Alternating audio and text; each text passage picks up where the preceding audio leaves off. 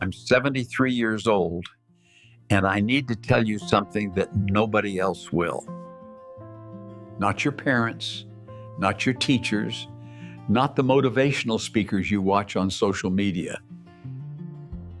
They're all feeding you the same lies I believed for 50 years of my life. They tell you to work hard, climb the ladder, make sacrifices now for happiness later. They tell you success is the destination, that once you get there, everything will make sense. I'm here to tell you that's complete nonsense. And I know because I lived it. I achieved everything society told me to chase, and when I finally stood at the top of that mountain, I realized I had climbed the wrong one entirely. For the first 5 decades of my existence, I thought I had it all figured out. I graduated top of my class in 1976, landed a corner office by 35, built a real estate portfolio that would make most people jealous. I had the house in the suburbs, the prestigious title, the respect of my colleagues. My calendar was always full, my bank account was healthy, and people knew my name in the industry. I wasn't lucky or privileged. I earned every bit of it through 16-hour days, missed weekends, and the kind of dedication that people write articles about. I was exactly what everyone said I should be. A success story, living proof that the system works if you work hard enough. I believed my own press. My wife Sarah left me in 2003. I can't blame her. She tried for years to get me to see what I was sacrificing, but I was too busy building an empire to notice I was losing my family. The divorce papers came on a Thursday, and I signed them in my office between meetings because I couldn't afford to take a day off. She took our daughter Emma with her. Of course, Emma was 9 years old then, and she cried when Sarah packed their bags. I promised her I'd see her every weekend, that nothing would change, but everything changed. I became a single father who saw his daughter every other weekend and Wednesday evenings. And even then, I was checking emails during dinner, taking calls during her soccer games. I was physically present but mentally absent, still chasing the same goals that had cost me my marriage. Then one Tuesday morning in September of 2008, in a conference room discussing quarterly projections with 6 other people, my chest tightened like someone had wrapped steel cables around it. The pain shot down my left arm with such intensity that I couldn't breathe. I remember thinking this was ridiculous, that I didn't have time for this, that we had to finish the presentation. My assistant called 911 while I tried to insist I was fine. I wasn't fine. 3 hours later, I woke up in a hospital bed with tubes in my arms and a doctor explaining how lucky I was. The heart attack had been massive. Another 10 minutes, they said, and I wouldn't have made it. Emma came to visit that evening, now 14 years old, and she looked terrified. Sarah stood in the doorway, her eyes red from crying, despite everything between us. Lying there in that sterile room on September 16th, 2008, listening to the rhythmic beep of machines keeping me alive, something broke open inside me. Not my heart, that was already broken. Something deeper. I started asking myself questions I had avoided my entire adult life. If I had died in that conference room, what would I have left behind for Emma? A trust fund? A legacy of absence? The memory of a father who always had something more important to do? The answer terrified me because it was essentially nothing that actually mattered. I had been living on autopilot for so long that I couldn't remember the last time I had made a conscious choice about how to spend my time. Every day had been predetermined by obligation, expectation, and the relentless pursuit of more. Here's the biggest lie we tell ourselves, and I told it to myself for decades. We say, I'll have time for that later. Or, once I achieve this goal, then I'll focus on what really matters. Or, when I retire, that's when I'll finally live. But later never comes. The goalpost keeps moving. You think once you get the promotion, you'll relax, but then you need to prove you deserve it. You think once you hit a certain income level, you'll slow down, but then you need to maintain it. You think once the kids are grown, you'll have time, but then there are grandkids and new responsibilities. It's like climbing a ladder leaning against the wrong wall, and you don't realize it until you reach the top and see there's nothing there. We're all doing it. We're all postponing our actual lives. I want you to understand something fundamental about success as society defines it. Success is a terrible goal. It's designed to keep you running on a hamster wheel forever. You achieve something, you feel good for about a week, maybe a month, and then that feeling fades and you're empty again, looking for the next hit of dopamine. I built a career on this cycle. Each promotion, each deal, each recognition brought a brief high, followed by a crash that demanded more achievement to fix. I was essentially an addict, except my drug was productivity and validation. And just like any addiction, it destroyed the things that actually mattered while I was too busy chasing the next fix to notice. I lost my marriage to it. I nearly lost my relationship with my daughter to it. My best friend Michael was the perfect example of this trap. He worked 70 hours a week for 25 years, building a software company from nothing into something worth millions. Michael had 3 kids he barely knew, a wife who eventually stopped trying to connect with him, and a mansion he only saw when he came home to sleep. He died of a stroke on March 23, 2012, at 58 years old, sitting at his desk at 11 at night, reviewing code. I went to his funeral that following Saturday, and his oldest son, David, got up to speak. David stood at the podium and said, "I didn't really know my father. I knew what he did for a living. I knew he was important, but I don't know what he loved, what made him laugh, what he dreamed about. I have a stranger's corpse to bury." The room was silent. Michael had won the game by every measure society cares about, and he had lost everything that makes life worth living. Let me tell you what I actually regret now. And it's not the things I tried and failed at. I don't regret the business ventures that didn't work out or the investments that lost money. I regret the trip to Italy I postponed year after year until my knees got too bad to walk those cobblestone streets. I regret not learning to play guitar because I was too busy for hobbies. I regret the 15 years I went without speaking to my brother over a stupid argument neither of us can even remember clearly. I regret every school play I missed, every recital where Emma looked for me in the audience and I wasn't there, every dinner I ate at my desk instead of with my daughter on those precious Wednesday evenings. I regret the book I never wrote, the friendships I let fade because I didn't have time to maintain them. Those are the ghosts that haunt me now, not my failures, but my choices to prioritize the wrong things.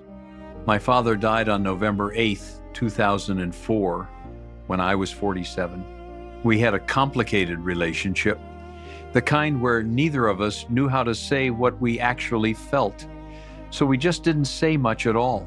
For the last decade of his life, I kept meaning to call him, to visit more often, to sit down and have the real conversation we needed to have, but there was always something more urgent, a deal that couldn't wait, a meeting that was too important to reschedule.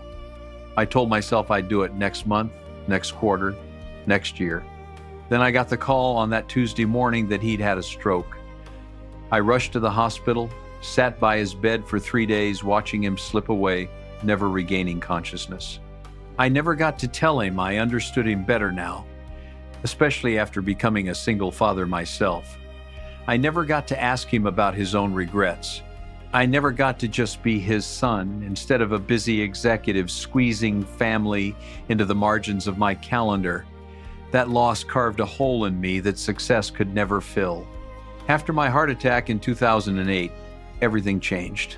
Not instantly, but deliberately. I stepped back from my company, promoted someone who actually wanted that all-consuming lifestyle. I started saying no to commitments that didn't align with what I was calling my real priorities. I renegotiated my custody arrangement with Sarah, asked for more time with Emma even though she was a teenager and barely wanted to be around me at first.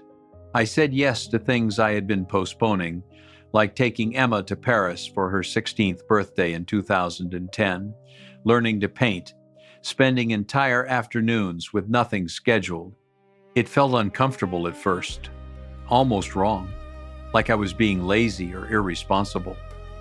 But slowly, I realized I wasn't losing anything important. I was gaining back my actual life, and more importantly, I was gaining back my daughter. I redefined success for myself as something much simpler than what I'd been chasing. It became about presence, not productivity. Connection, not achievement. Being the father Emma deserved rather than the provider I thought she needed. So let me ask you a question, and I want you to answer honestly, not to me, but to yourself. If you died tomorrow, would you be satisfied with how you spent your time on Earth? Not would other people be impressed by your obituary, but would you feel like you actually lived? Because here's what I've learned. Nobody on their deathbed wishes they'd worked more hours. Nobody wishes they'd impressed more colleagues or made more money or achieved more status. They wish they'd been braver, more present, more willing to prioritize what actually matters over what seems urgent. The things that feel urgent right now, most of them aren't. The things that actually matter, those are the ones we keep putting off because they don't have deadlines until suddenly they do. I watch my grandchildren now, Emma's 2 kids, and I see young people all around me making the exact same mistakes I made. They're so busy optimizing their lives, building their brands, hustling constantly, that they're not actually living. They're stressed, anxious, running faster and faster on that same hamster wheel that nearly killed me and destroyed my marriage. And when I try to tell them to slow down, to reconsider what they're chasing, they can't hear me. Not because they don't respect me, but because they're inside the storm. When you're in it, you can't see it. You think you're being responsible, strategic, successful. You don't realize you're trading the only non-renewable resource you have, your time, for things that won't matter when you're old or gone. Here's the truth nobody wants to accept. Every single day, you are getting closer to death. That's not morbid. That's mathematics. Your parents are getting older. Your friends won't be around forever. Your spouse or partner or children have a finite number of days with you. The clock is running on everything and everyone you love, and it doesn't stop or slow down for anyone. We spend our lives pretending we have infinite time, making plans for someday, assuming there will always be another chance. But there isn't. Someday is a place you never arrive at. Tomorrow is promised to no one.